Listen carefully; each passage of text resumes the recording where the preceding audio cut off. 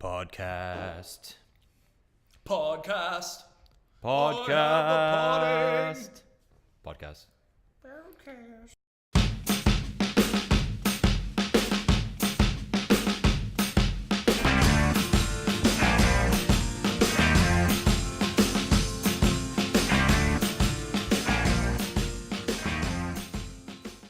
Douglas, what's up? I'm right beside you, man. Live. Like, actually? Yeah, in real. This is not a hologram. We can touch each other. He is touching me right now, people. We're doing this in our offices again, in a different place. It's hopefully not as echoey. If you remember back to the mid-teens, I think. It was a mid-teen SyrupCast. We did a couple of them. a live experiment that everyone hated.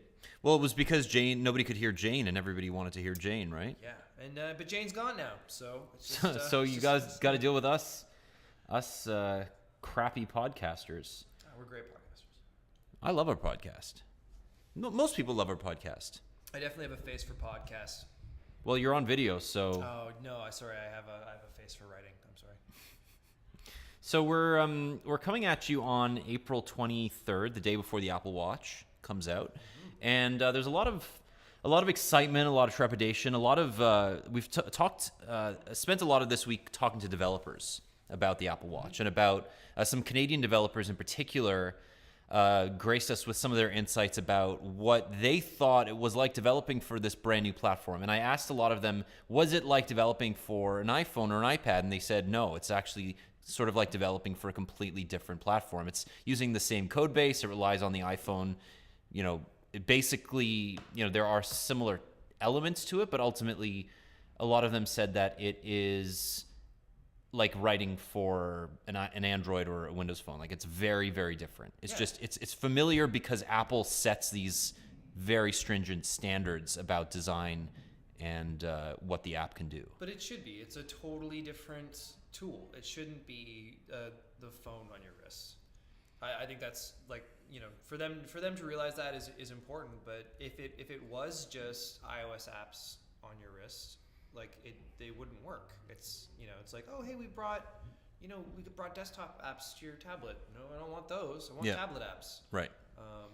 And the earliest tablet apps were basically either blown up iPhone apps or a web wrapper. Or a web wrapper. Red rum. So that was insightful because what the developers have been able to do with this tiny little Apple Watch is incredible, and they've actually been able to integrate a lot of the better experiences that you would find on a phone, but not dumbed down, but simplified.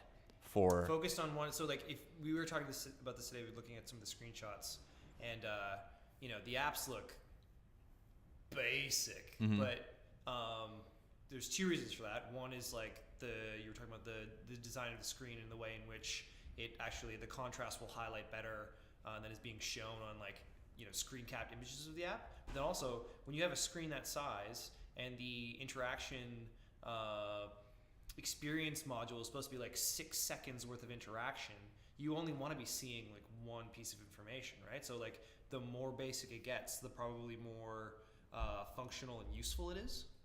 Yeah, and I agree with that. I think the purpose-built apps, the ones that make sense on your phone and your watch, like companion-wise, will be the ones that draw the most attention. So 1Password, for example, talked to me about how they're allowing you to check out secure notes or locker combinations quickly on your wrist by just entering a 4-digit PIN.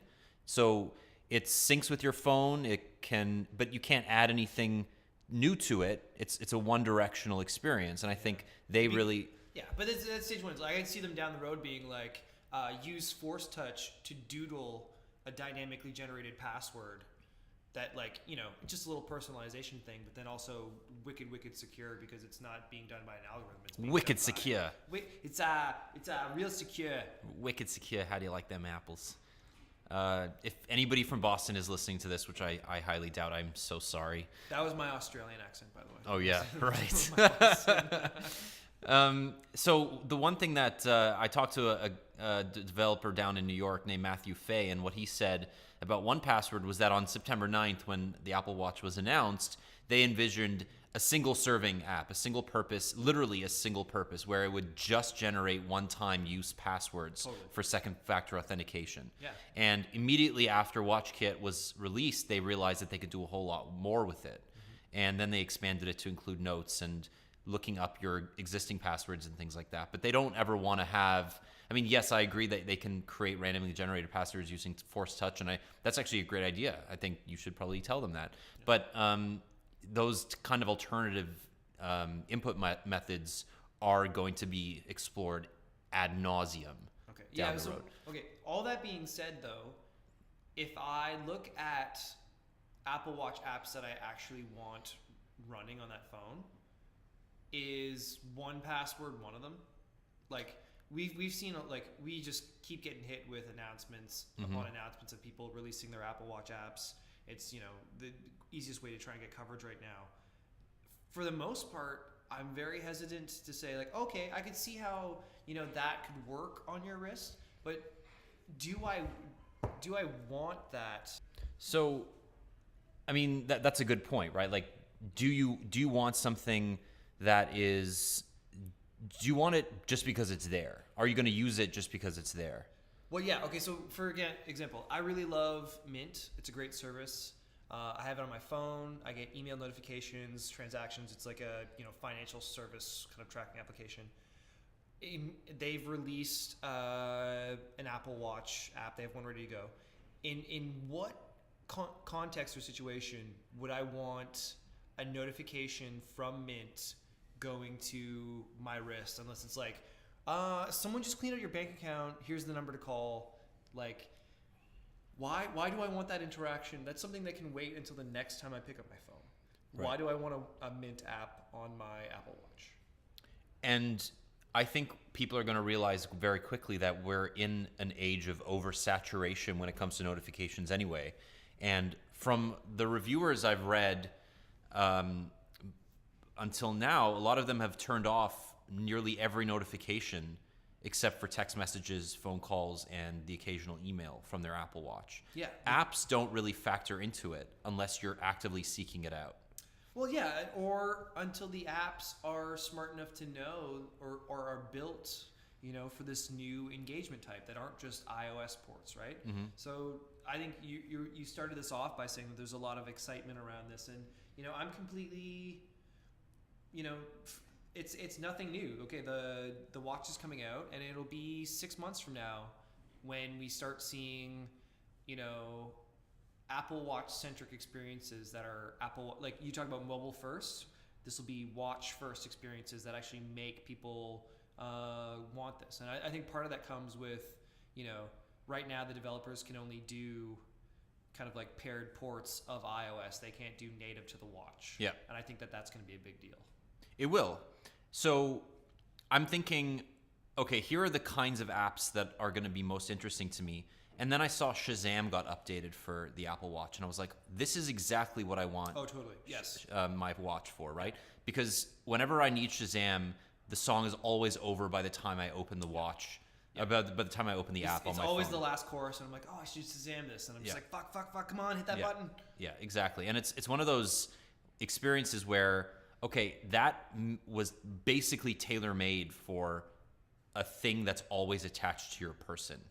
You know, whereas something like a checklist where, you know, I'm in the grocery store and I want to check off a bunch of stuff from my grocery list, I can see that being useful, but I don't really think it's going to be one of those indispensable products that I'm going to forego using my phone with. Indispensable or just hyper convenient? Because, like, I definitely pull out my phone when I'm doing grocery stuff, but I always have to pull it out, kind of juggle what I'm carrying in terms of groceries and stuff. So, like, being able to look at my wrist and just keep seeing what I need totally makes sense. But when you think about the Shazam experience, though, it can't be the mobile app on your wrist. It can't be open up the app, press a button to Shazam, and then know what the song is. It should be listening for music and always telling you, oh, that song in the background? Shazam noticed that this song's playing in the background. Do you want to save this song? Yeah.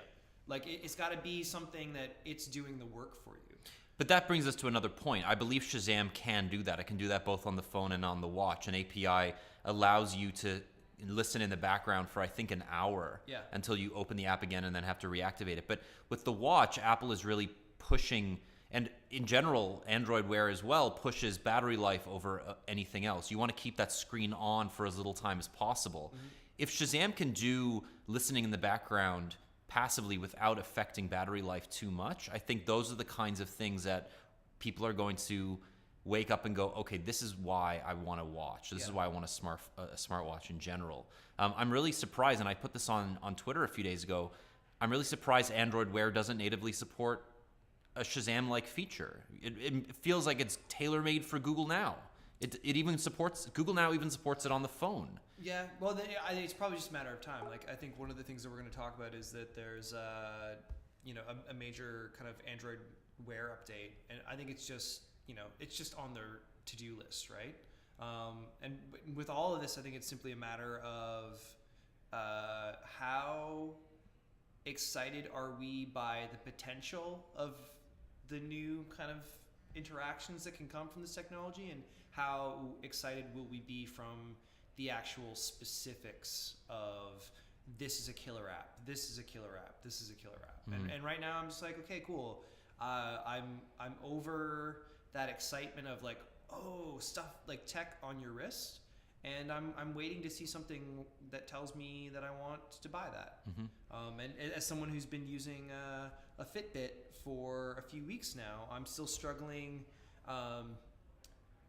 I'm still reconciling the difference between the thing that I wear and the experience that can come from that in terms of tracking information, presenting information, and actually getting insight and something valuable from it. And right now that's not happening. And I don't think for the first 6 months of the Apple Watch it'll be like that either, or maybe even the first year. But it's a new category. It takes time.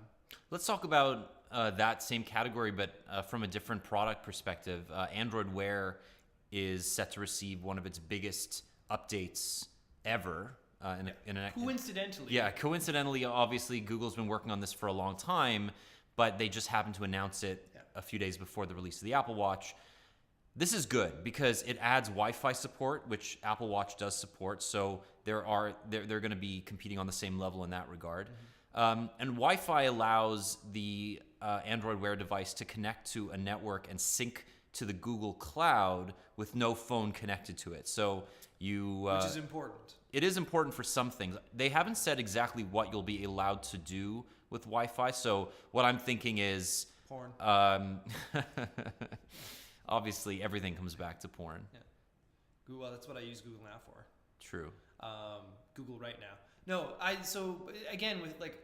going through, you like keep rolling through the feature list, but it's this thing where like, it's not this war of attrition of like this checkbox feature versus this checkbox feature. It's what experiences are enabled by it. So the ability for the Android Wear device to kind of connect on its own and hook into Google services without a phone is important, because that means you get Google's great like machine learning services telling you things to your watch that would be different from what it would tell your smartphone, which is exciting. Exactly. Down the road, I think that you could start seeing different things on your smart watch at the same time, even when it's connected to your phone. Obviously, having a phone connected to Wi-Fi passes that data along to your watch, but when you're out for a run and you want to stop for a coffee and you connect to the Wi-Fi at the coffee shop, you'll be able to get whatever incoming notifications you would have gotten on your phone. That's the immediate benefit. But then Google can start tailoring, as you said, experiences to your watch that it doesn't need to pass through the phone to get to you. Yeah. And I think that's really down the road what's going to be beneficial to users. Yeah. I wonder if there's going to be like a new protocol too for like machine to machine kind of like passive connectivity. Like when we think about like connecting to open Wi-Fi, we're usually thinking of connecting my laptop, connecting my tablet, connecting my phone, where I'm like, I am basically replicating a desktop experiences. I'm using this terminal to connect to the internet. But as we get more and more connected devices that we wear, that connection should be something where like I need to like agree to a Starbucks terms of service. Starbucks should just open that up so that my wristwatch can let me know that, hey, do you want to Shazam the free Starbucks song of the week? And like that just happens on a whole. The internet is not going to be the same as the devices that can connect to it kind of stratify, right? Totally agree with that. And I think one of the coolest aspects of that is, in the ability for devices to receive incoming notifications. And it comes back to notifications, and I don't think that's the be all and end all, but I was pitched on a beacons pilot today. Yeah, I was obviously also pitched on a beacons pilot. Yeah, and obviously beacons are today used for marketing purposes, but eventually you're going to be able to use the beacons around your city as context for totally. Certain other actions, right? So a sort of if this then that for beacons, instead of receiving an ad for a new a flyer for your local grocery store when you pass by, it'll be, hey, you're near this, and therefore I'm going to start putting into action a series of events that lead you to be able to do something else. That are automatically set up because they understand the conditions and the experience. Like I should never have to connect my smartwatch or my other connected devices to Starbucks Wi-Fi in the way that I would intentionally connect my laptop, tablet, or phone. Because you're not going to have a browser. And I think that, people are talking about how, right now the app dynamic is in some ways replacing the browser. But how many links do you tap on your smartphone and you open a browser window? Yes, because I will never browse. I will never pull. I will only be pushed what I want. Exactly. Because if I have to go to the smallest screen in the world on my wrist with no keyboard and request information, fail. A keyboard on your wrist. I mean, I did this. I reviewed the latest Samsung Gear S, and it's a huge smartwatch, but it's still a 2-inch screen. And there is a keyboard and a browser that you can download. So these are things that will never become it's just things that they good put out experiences because they can repackage the code. And unless we're talking about a one-dimensional keyboard, shout out Minuum. And I think what I'm just saying is I need to be presented with information. The coolest thing that this Fitbit does is when I'm Bluetooth paired, it will tell me if I have a phone call. It will vibrate, so I can have my phone off, and it gives me the one notification where pretty much any time I'm going to want to pull up my phone. Right. It's like super basic. Right. But I can't use this screen to request any other information than the time and how many steps I've taken, which is quite a bit today. But that's a forced heart rate's really high. That's a forced interaction model based on limits rather than choice. So on the other hand, by default, Apple sends you any notification, or Android sends you any notification from any app that you would receive on your phone.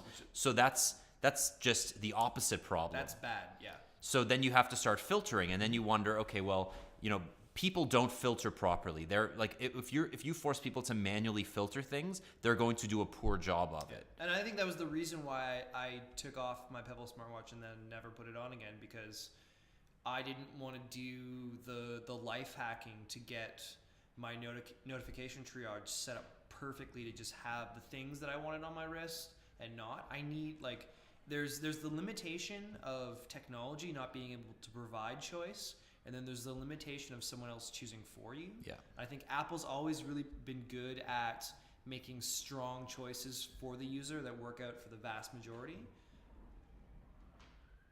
When it comes to the software, the Apple Watch and notifications, I don't think they're doing that yet. But I also think it might take 2 years to figure that out. I'm worried that the Apple Watch is too similar to other smartwatches. Sorry, we're downtown Toronto, people. Getting hit with the fire truck. Running through the 6 with our woes. Shout out Raptors.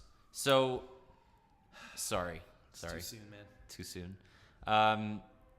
So yeah, I mean, I think that Apple Watch doesn't do a good enough job actually doing machine learning based filtering of apps. Well, so Or it doesn't do any at this point, but what if is the perfect world like an Apple Watch powered by Google Now?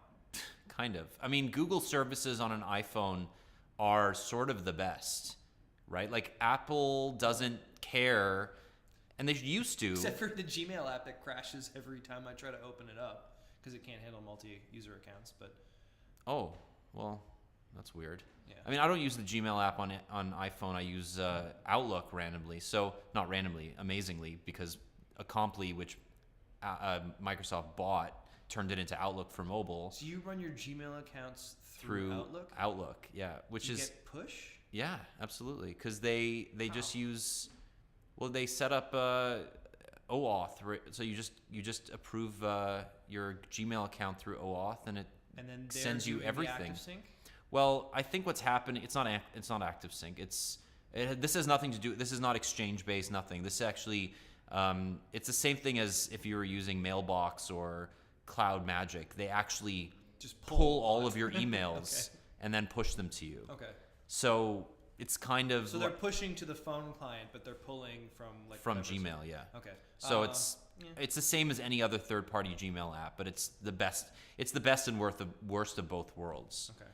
Because they're getting all of your data, and you have to approve that, but it's okay because I think it's okay because it's Microsoft, and if there's one evil company that's They're the underdog evil company? no, it's like Google is already like if they're doing evil stuff to my data, I don't think it's going to be any better or any worse from Microsoft. Like they're not, if Microsoft's pulling all of my Gmail information anyway. Like for what other purposes other than advertising are they also going to use it for? Yeah, every time I give Google another piece of my life, I'm cognizant of the fact that I'm one step closer to being totally destroyed by them when the great Google hack of 2017 happens. Yeah. And just like, what happened to Sony happens to everyone with a Gmail account, and then we're just like spending 6 months talking about like Verge emails to like Wall Street Journal cleaning or up. Bloomberg. Yeah, and just Why do you think that it's the emails of tech journalists that people are going to care about? Well, because journalists in general are fairly snarky, and tech journalists are children. So, but I don't send anything private or of any consequence over email. Like nothing. I don't feel like I'm not interesting enough from a personal perspective to send anything that any hacker will. Because we're good people, bad tech journalists. If you see like what tech journalists write on social media publicly, roll that back 5 times. What's going on in email, or like forget email, Slack. Oh, I'm not saying that we don't send like ridiculous and stupid and somewhat inflammatory things over these mediums. I'm just saying that like the real consequences of a Gmail hack are going to be the politicians and the celebrities and the Wall Street bankers and the doctors and the people who affect actual change in the world. Yeah, but the tech journalists are going to attack their own before they get to those people. Right, because we basically eat our own eat our own heads and our own, like that's just what we do. Yeah. Because this industry is so small. So I just want to, at this moment, as we segue into whatever the next segment is, because my laptop died, I don't know. I just want to mention that I'm not the only one drinking Rickards Red. Daniel is as well. His is just off camera, so I'm not just. Are you? I'm not just like power drunking through this podcast. I don't think you can power drink through a Rickards Red. Like, there's not a whole lot of potency in a Rickards Red, to be honest. Yeah, well, seeing as I lost mine, or half of my beer halfway through this podcast. You want to finish mine? Yeah, sure. All right. So we were talking a little bit about Wi-Fi and how Android Wear will connect to Wi-Fi. Mm-hmm. Let's just finish that thought before we go into the next one. So the other cool features, an always-on app experience. So right now you have an always-on clock experience with ambient screen, but eventually you'll be able to see sort of monochrome versions of popular apps like Google Maps and the aforementioned note-taking app and things like that. So you'll be able to do a whole lot more with the app experience on Android Wear, which is great. And there's a couple of other cool tweaks. You'll be able to send emojis by, doodling on your watch. Yeah, the doodle thing is is that catch-up. Yeah, I don't know. feature. I'm not a big fan of that. I think that there's going to be some interest there, but ultimately, I don't feel like having to draw a thumbs up to send you a thumbs up is actually going to save me any time. Yeah, I just don't. I don't care. And I think when we look at our kind of app of the week this week, that's a much cooler type of, next level digital communication tool. But yeah, I think people they're literally throwing crap at the wall to see what sticks, and that's fine. We're in that stage of the game, but we shouldn't be looking at these things as anything other than a dart at a board right now. Well, a poop dart. Poop dart. Speaking of poop darts, Canada loves poop emojis. Yes. That was an insight from SwiftKey that. Shout out to Igor. Shout out to Igor, and also shout out SwiftKey for parsing the millions and millions of keystrokes that its users opt into. Don't talk about privacy violations if you opt into something. And they consolidated all of that information and determined that Canadians love poop emoji first, and then guns second, and then beer third, and then I believe it was eggplants fourth, which is bizarre. True North, strong and free. And yeah, those are the best MySQL queries. Run query, poop. Yeah. How many Canadians processing? Yeah. Processing. I mean, I find these fascinating largely because it's only been in the last couple of years that emojis have really entangled themselves in the lexicon, right? Like, I use emoji not to replace words, really. I don't think most people use them to replace words as much as just augment them. We're way too old to be having this conversation. I'm 100% sure that people 5 years younger than us communicate entirely in selfies and emoji. Or Snapchats. Hey, it's here's just a broadcast of my cats happening. Yeah. Snap that. True story. Snapcat is probably going to be the next $100 billion startup. Register that domain right now. Oh, please. It's definitely already registered. If I had a browser on my Apple Watch, I would be able to look that up right now. That is absurd. So we were talking about Wi-Fi. That led me into thinking about Google Fi, the next stage of Google's worldwide takeover bid. So basically what they're doing is they're partnering with T-Mobile and Sprint to create an MVNO, a multi... virtual network operator. Bam! Bam, bam, bam, bam! All right. Syrup, what's up? I totally was going to get that, and then the last second the acronym just escaped from my mind. Right away.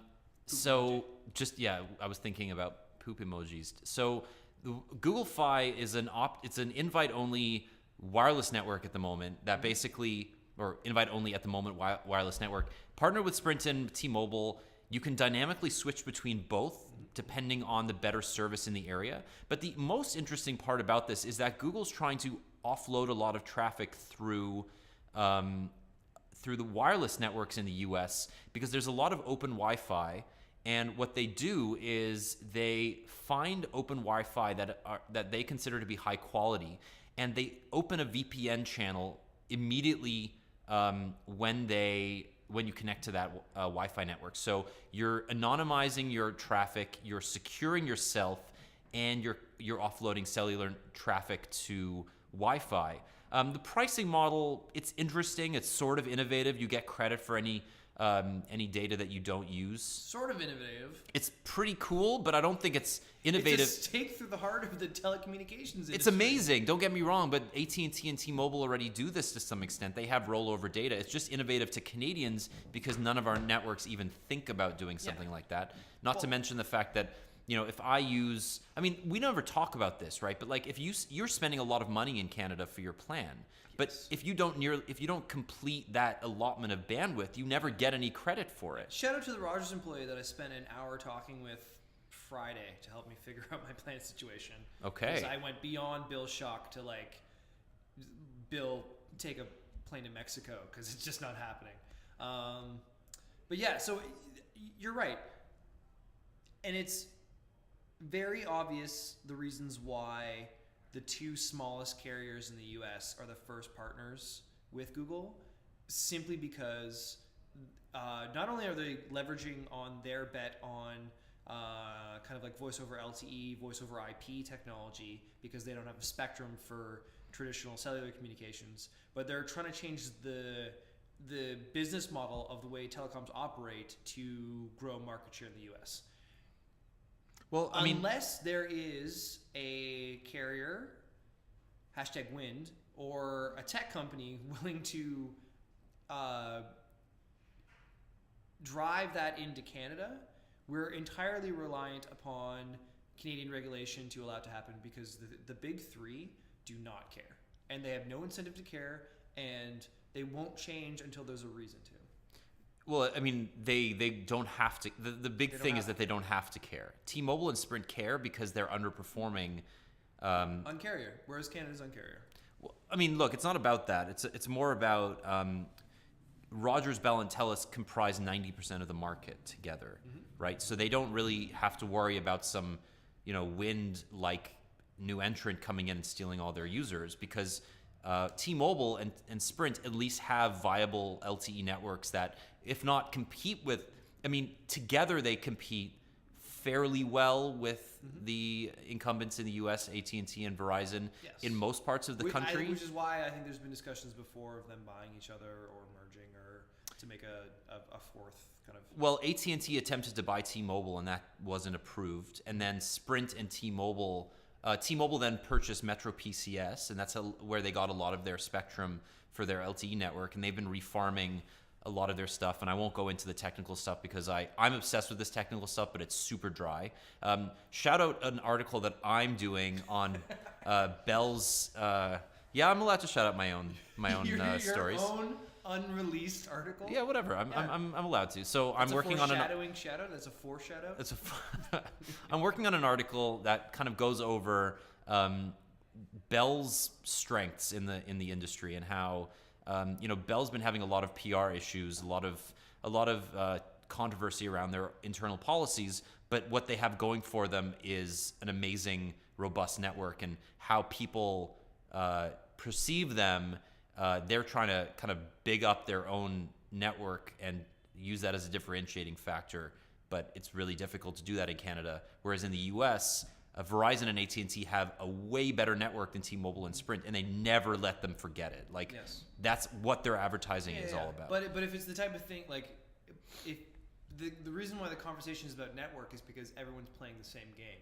And if you have Google coming in and saying, let's think less about network and more about what you're paying for what you use, that's very different. And the reason why that's happening in the States is Google is a US company, and Google will start out its home territory first. Canada has no Google through which to lead an initiative like this. So until Google brings it international, we're stuck with the same playing field, unless the CRTC steps in and tries to create the conditions or the system to make it easy for someone to try to do this. It's not just about needing an outsider like Google to come in. It's about having the infrastructure in place to allow for these things to happen. I mean, think about, I'll use sort of your beta kit kind of startup analogy, like a startup that leverages, say, a PayPal or Stripe API in order to build its own product, right?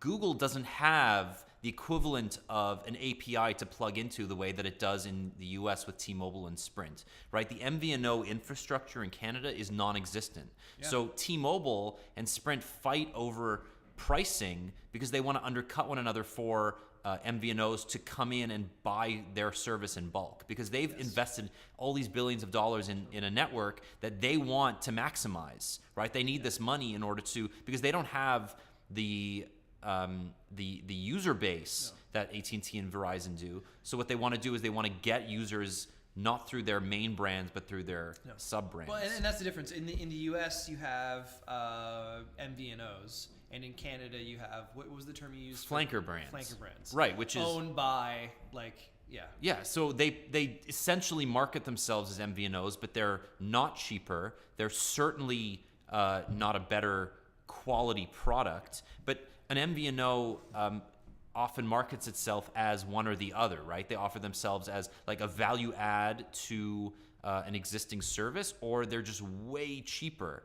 And a company like Virgin or Fido or Kudo, all of whom have sort of overhauled their images in the last few months. Well, Virgin not so much, but they just aren't competing on price. They're competing on other things. And I think we'll get to that at some point, because Kudo, their overhaul went live last week, and they updated their plans with a new, more transparent tab. But at the end of the day, if you want a 5 gigabyte plan, you're still spending $90, regardless of what carrier you're at. Yeah. Whereas with Google Fi, you spend $20 a month for a base unlimited talk, text, and call display voicemail, and then you add $10 per gigabyte. It's amazing. I mean, really, when it comes down to that, it's not super cheap, but it's super transparent. I have a confession to make. Okay. I gave up my 2011 Rogers plan for a BYOD. You're on a share everything? Yeah. Holy cow. And the reason why is that my new role at BetaKit has created a situation where I could no longer rely upon Rogers One Number and Skype to handle my calling, and I was blowing out my plan on minutes. Real talk, guys. So I had to go over to the plan. It's not a plan that any of you guys have access to unless you really complain, because I keeps it reals. But it's I think it's like 107 for 6 gigs and unlimited nationwide and roam at home. Roam like home? Roam like home. You can't get unlimited roam like home. It just sort of is $5 a day for whenever you go down to the States. Well, yeah, okay, yes. I also got there's a iPhone credit that I received. Oh, okay. You know, the MobileSyrup 10%. But yeah, I had to make the call because your voice. My last bill was $250. Oh my God. And that was in not only data overages, because when your Wi-Fi cuts out and you need to tether on your phone, and you also want to watch, season 7 of Star Trek Next Generation, and then as you do, you're $100 over on your minutes. It's you have to make some hard choices. So I've given up the plan that people fight to the death to hold on to, and the very kind, super helpful Rogers rep admitted this. Like, people fight to the death to keep these plans because I could no longer sustain not talking to people on the phone. I must, for my job, talk. And it's interesting because we kind of dismiss these unlimited voice packages as unnecessary. A lot of our readers say that they don't make calls anymore, but I make a ton of calls. I mean, I still use like 1,300 minutes a month in calls because... I still don't call anyone, but there are phone calls I have to answer when I'm called now, and that's the real killer. So you could have just gotten an unlimited incoming calling package or something. But that, I get it. Like, it probably didn't make sense financially. So I'm anymore. paying, $15 more than my standard bill was supposed to be, but I haven't paid my standard bill amount in 6 months, like since November. Yeah. Because I've always been over. So no, that makes sense. So they finally got me. One of the things. Credit to the carriers where it's due. One of the things that these share plans have effectively done, whether it was due to the CRTC's wireless code of conduct or not, is simplify things, right? There's no more, paying $11 for a value pack and paying $10 for incoming calls and paying $10 for unlimited Canadian calling. Yeah. There's just a single amount you pay every month that includes everything plus data. Unless you want visual voicemail for your iPhone, but... Nobody wants that. I don't want... Who wants visual voicemail? Sorry, unless you want Rogers' voicemail system. No, Rogers... Well, okay, so you get a voicemail 3 with the share plan. Yeah. Which, for me, is enough, but... It's an extra $5 though. It's still a tack on. It's a tack on. That's fair.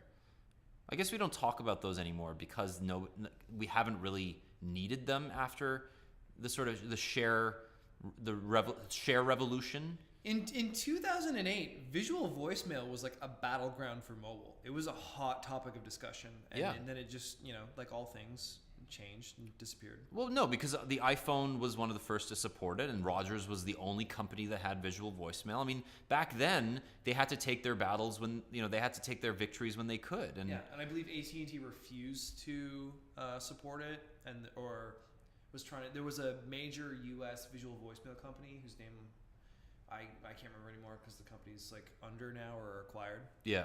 But so it's 2015 and I have a 2015 plan. It happened. Well, welcome. Yeah.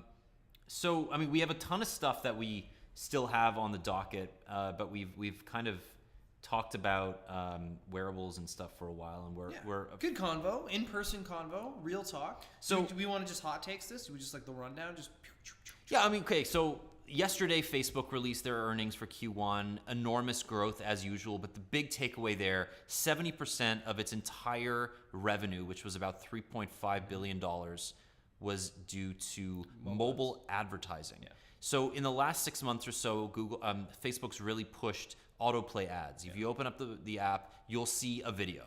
It's easy to make money off your video ad content when you autoplay it. Yeah.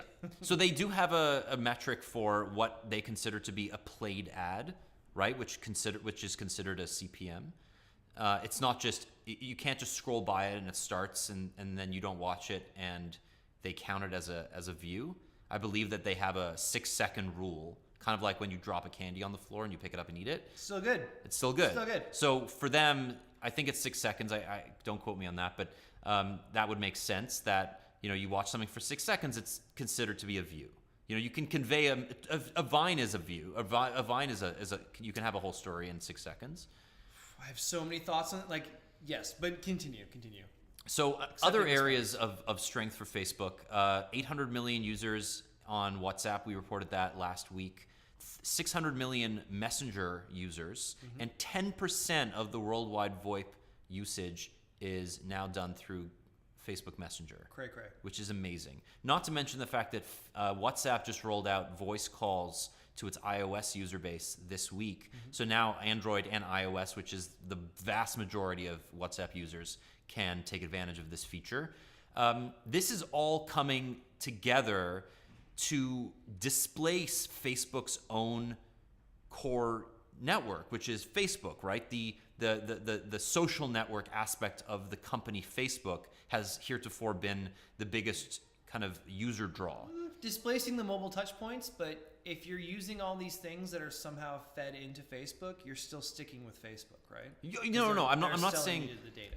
Totally, and I mean, I'm not saying that anything is on their end negative, right? Like they're still experiencing huge growth from all aspects of their business. But one thing that strikes me is that it's such a mobile-centric company now, whereas a couple of years ago we were basically making fun of them for how slowly they were becoming a mobile company.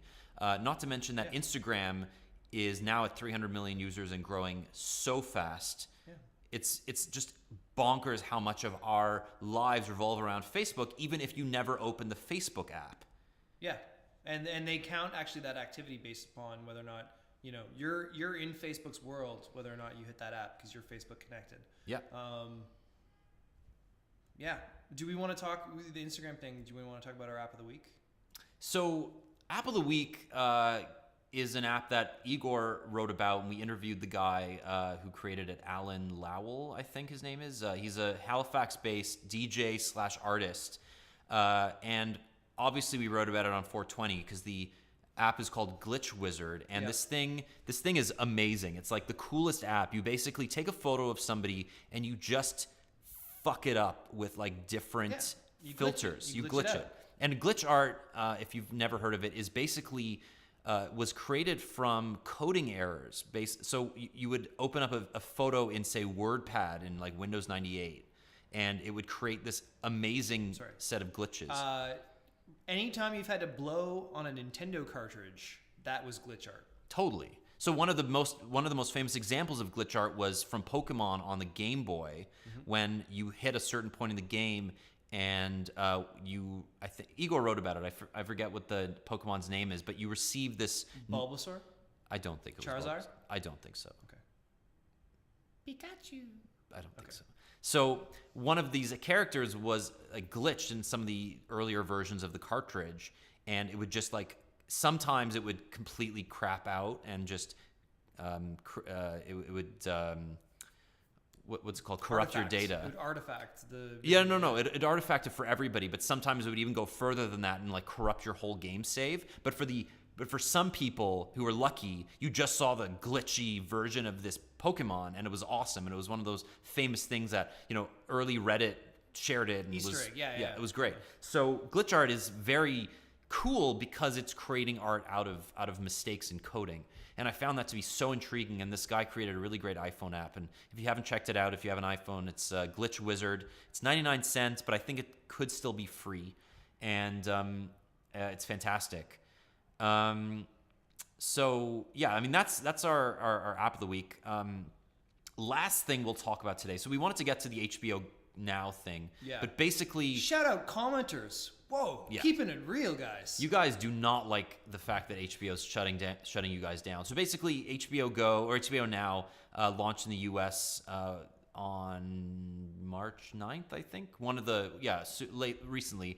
A few weeks before Game of Thrones. That's all we need to know. Yeah. Just a So few weeks before Game basically, of Thrones. was it? Yeah, it was the weekend. So it was April or early April. So anyway, this is a really unfortunate series of events where Bell owns the licensing rights to all of the HBO content in Canada under HBO Canada, which is actually a separate company. So you can't look at HBO Canada as being HBO proper. Tax purposes, man. Separate companies, whatever. There's a Canadian version of every U.S. company, but Right, but what I'm saying is that Bell owns the licensing rights to all of this content.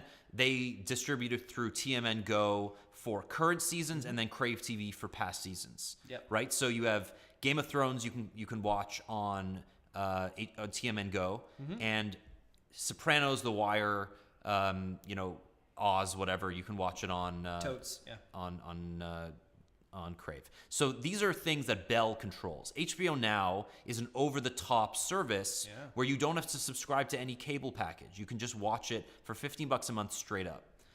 This is amazing. Everybody's going nuts for it because it's part of a growing trend in the US where you don't have to have a cable package to get great content. The great unbundling, yeah. Sling TV has it. You spend $20 a month. You get ESPN. You get all the major networks: ABC, NBC, CBS. I believe you get AMC as well recently, and I think HBO was also added for a fee, so you can add it $15 a month and get HBO Now. So $35 a month, you get a pretty decent cable package. You get the cable package that everyone wants without any of the channels that you never watch. Correct. And also, you don't have... I mean, in the U.S., a lot of the ISPs give you unlimited internet, so you don't have to worry about your cable bandwidth. In Canada, you are starting to get that. Rogers Ignite gives you unlimited bandwidth, but it's a bit more expensive. It's like $80 a month or something. Tech savvy. Cough. MVNOs. I mean, basically, wholesalers exist in Canada for ISPs, but not for wireless. That would take a whole other podcast that we just don't have time for today. But HBO Now, cool product. Not cool that you can't get it over the top in Canada. Well, but the thing is that the reason why this is happening is that with Apple, they did a promotion where if you download the HBO Now app, you would get a free month free of HBO Now, coinciding with the launch of the new season of Game of Thrones. Totally. So, which is amazing because I would happily give HBO the exchange of Canadian to US dollars to sign up for their service, to give them my personal information and my email address, simply to watch Dinklage do Dinklage things. And I guess, they've said that they're going to crack down on Canadians watching this. I think if you go into the comments, you can see, not only the umbrage, but how mixed the experience is to the extent in which they actually do crack down versus the extent they are required to at least demonstrate some sort of intention towards doing that. Yeah. We shall see. Episode 3 coming out this Sunday. We're just so close. I feel like 5 years from now, unless something really terrible happens, we'll have a conversation about this type of stuff exactly the way that we were talking about visual voicemail a few minutes ago, where we can't even remember the reasons why, because it's so obvious that people would prefer it to be this way. I would love to have that conversation with you in 5 years when we're old men. Yeah, and the Game of Thrones books still aren't out yet. God damn it! It's okay. I've never read them. I'm watching the show, and it's awesome. George Martin, I love you. Hot takes. Okay. I love Don't you. get fired is what I want to say. So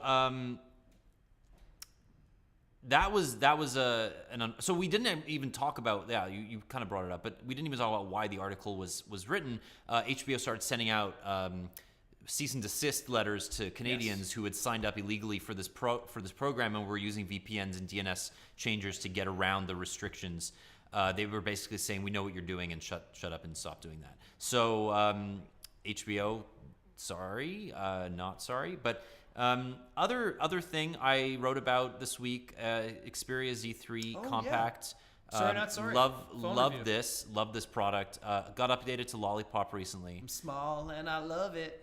What song was that? I'm sexy and I know it. Oh, I thought you were going there. So, I think this is one of the best phones currently available. If you're not really into like speeds and feeds, you really like this phone. I do like it for a lot of reasons, but a lot of it is just because I think smaller phones are, if you hit the right mark, right? If you hit 4.3 to 4.7 is probably the best happy medium for most people, I think. And now that every phone is 5 inches and higher, you have this problem where you can't really use it with one hand, but you can, and you like. I think you like it because you enjoy weird colors for phones. I do love my green phone. That is an amazing color. Yeah. I love green. The green that you think this phone is not. It's not that green. Oh, shut up. It's like the movie Carrie aquamarine prom dress green. It's so weird. All I think about is red when I think of Carrie. Yeah. So this is a great phone. There's a lot of good stuff about it. There's a lot of not great stuff about it, but ultimately the core facets of this phone, battery life, stability, speed, camera, they all hit the right mark for the right size. And because it's the only phone in its category, it stands out, right? It's the only really powerful phone with a great camera and good battery life. Yeah, unless that's you're under going to buy a 5 inches. 5S. This is it. Yeah, I mean, the 5S is 4 inches, right? Like, this is a 4.6-inch phone that is about the size of an iPhone 5. Yeah. You know, so Apple's iPhone 6, 4.7 inches, but it's significantly taller because it has that home button. So you have to take that into account. I love this phone, and I will recommend it to anybody. Another thing that we'll end the week on, the HTC One M9. Unfortunately, not a great camera. I know I keep saying it, but it's true. Even though it got an OTA update this week to correct some of the launch problems with the camera. Yeah. So slightly better, but refer to the podcast last week for our One M9 hot takes. Yeah, and you know what? I really, really want this phone to be. I mean, if a camera's not, I mean, let me get this straight. Like, if a camera's not important to you, or not that important to you, because the phone still takes great photos, it just isn't nearly as good as the Galaxy S6 or iPhone 6, which are my two like top tier phone cameras right now. You'll love this phone. It's fast, it's stable, it's got a great screen, great battery life. Everything about it is really good. The software is good. And it's also a lot cheaper than the Galaxy S6. So if you're looking for a well-made metal smartphone that isn't the Galaxy S6, that you could throw through a wall, you could probably kill a person with this. That is your phone. And ladies and gentlemen, that is our podcast. Mic drop.